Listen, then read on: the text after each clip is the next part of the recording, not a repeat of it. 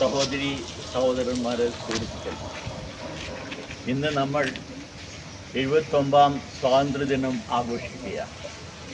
79ാം സ്വാതന്ത്ര്യദിനം ആഘോഷിക്കുമ്പോൾ നമ്മൾ ഇന്ന് സൂചിപ്പിച്ചതുപോലെ ഇതിനു വേണ്ടി ത്യാഗം സഹിച്ച അനേകം നേതാക്കന്മാരെയും ലക്ഷോപലക്ഷം സാധാരണക്കാരെയും ഓർക്കേണ്ടിയിരിക്കുന്നു.